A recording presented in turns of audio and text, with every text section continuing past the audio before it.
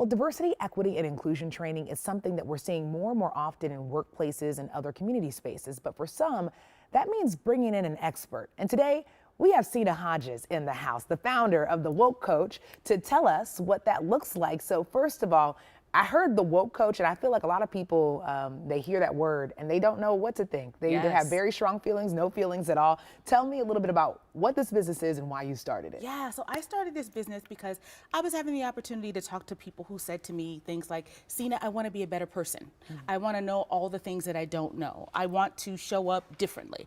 And no matter where they started, they would always say, but I don't know where to start. So essentially, I started this business so that I could help people become a better, aspiring to be the best version of themselves around these issues that can be sticky, like racism, bias, and injustice. So those things are really at the forefront of the work that I try to do every day. All of those words could be whole movies, and you've actually put it all in a space where you can teach. So tell me, why is it important for people to have this kind of training? Because I felt like during the pandemic, we saw DEI everything. Yes. After George Floyd, we saw DEI everything. And Yes. now we see states and organizations and companies pulling back from DEI, but those same issues are still there. Talk me through this. Absolutely. I can talk about it by talking about the definition of the word woke, right? So one of the things that we know is that each of us is just the sum of our lived experiences, right? So whatever we've lived it. You know, if I say to you, Alexis, what happens at a powwow? If you've never been, you don't know, right? And that's not good or bad or otherwise, it just is, right?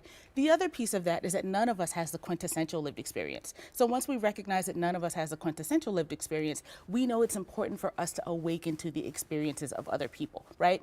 So that's what the work of DEI is. It's waking people up to the experiences that other people have, right? If you take something like the Americans with Disabilities Act, that legislation you might think was passed a very long time ago.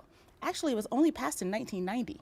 So it means that people who needed accommodations weren't legally guaranteed those accommodations. But I bet you when you and I go to the airport, the first thing we do is look for that curb cut so that we can pull our bag up on the curb.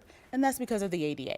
So woke means just waking up to the experiences of other people. Before I let you go, we have to talk about your book, Yes. From Ally to Accomplice. Tell me about how I'm going to get smarter through this book.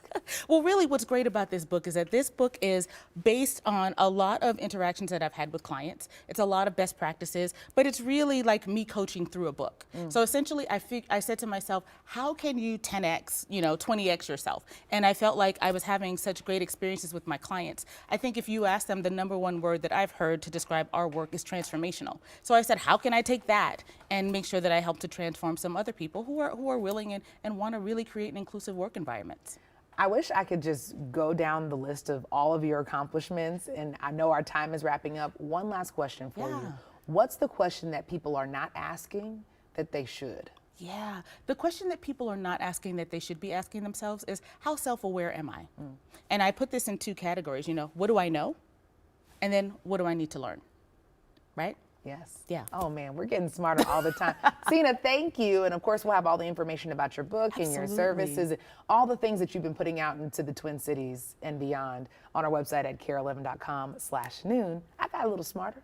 I like that. Thank you.